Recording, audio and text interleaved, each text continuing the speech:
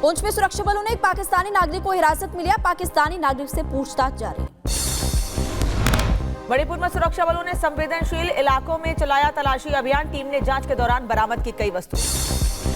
अमित शाह के आतंकियों को दो टूक, कहा आतंक को पाताल में करेंगे दफन।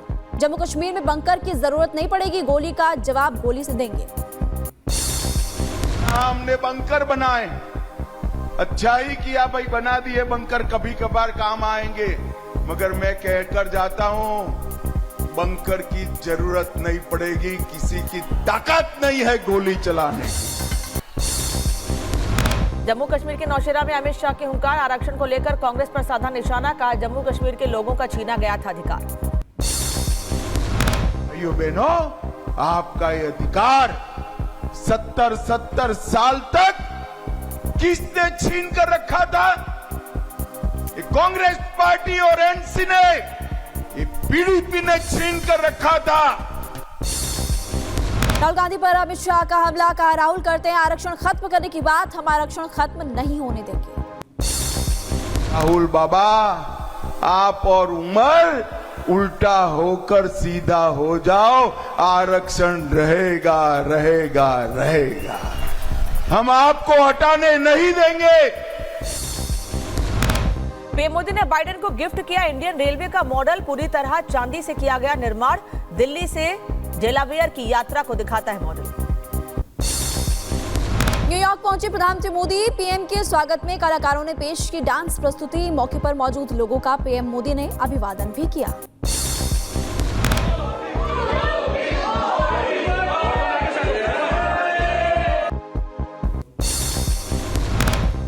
पीएम मोदी ने न्यूयॉर्क दौरे के दौरान कलाकारों का डांस देखा। आज भारतीय समुदाय को संबोधित करेंगे पीएम। प्रधानमंत्री मोदी ने ऑस्ट्रेलिया के प्रधानमंत्री एंथनी एल्बनीज से मुलाकात की। व्यापार, सुरक्षा, स्पेस साइंस में सहयोग पर चर्चा। पीएम मोदी ने क्वाड मीटिंग से अलग जापानी प्रधानमंत्री फूमियो किशिदा के साथ की बैठक। इंफ्रास्ट्रक्चर, सेमीकंडक्टर और डिफेंस समेत कई मुद्दों पर चर्चा हुई। क्वाड समिट में शामिल होने पर पीएम मोदी ने जताई खुशी। क्वाड में बाइडेन के योगदान की जमकर की तारीफ। अगले साल 2025 में भारत करेगा क्वाड समिट की मेजबानी। पीएम मोदी ने कहा भारत में क्वाड शिखर सम्मेलन की मेजबानी करके खुशी होगी। अमेरिका से भारत लौटेंगे ऐतिहासिक पौराणिक वस्तुएं। बाइडेन ने पीएम मोदी को सौंपी सभी निशानियां। तस्करी के जरिए अमेरिका पहुंची थी सभी चीजें। दिल्ली में जनता की अदालत में अरविंद केजरीवाल हुए शामिल। कहा अहंकारी सरकार के खिलाफ किया आंदोलन। आपके बीच आकर अच्छा लगा, जंतर मंतर पर आकर पुराने दिन याद आए। आज आप लोगों के बीच में आके बहुत अच्छा लग रहा है।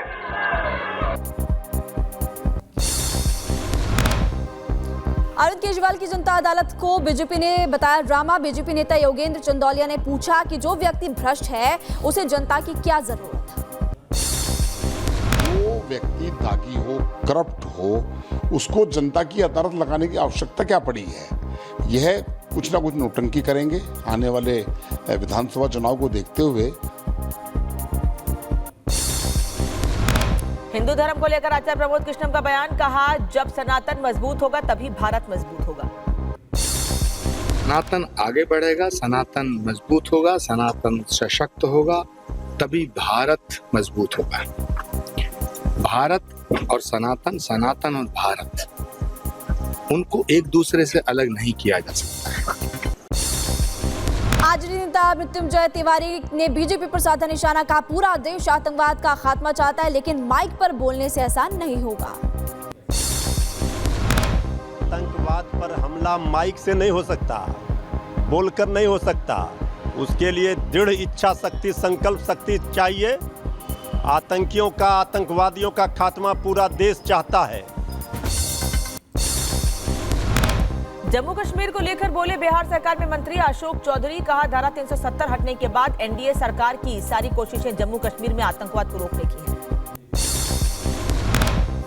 बहाल और देश के कानून को बहाल करने के लिए, देश की अस्मिता को मजबूत करने के लिए काम किया। इसमें कहीं दो मत नहीं है।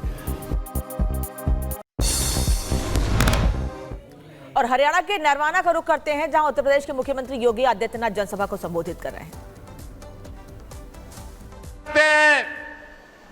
और अपने राजनीतिक स्वार्थ के लिए सुरक्षा इनके लिए कोई मायने नहीं रखती। जब भी इन्हें सत्ता प्राप्त हुई, अनुसूचित जाति के लोगों पर अत्याचार, जब भी इनको सत्ता प्राप्त होती है, सुरक्षा पर सेंध लगाना, दंगा कराना, यही इनका कार्य रहा है। और यही कारण रहा है कि कांग्रेस ने अपने आजादी के बाद सबसे लंबे समय तक देश के अंदर शासन करने के बावजूद एक भी एयरपोर्ट का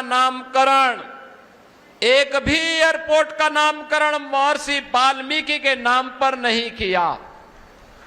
एक भी एयरपोर्ट का नामकरण संत रविदास जी के नाम पे नहीं किया।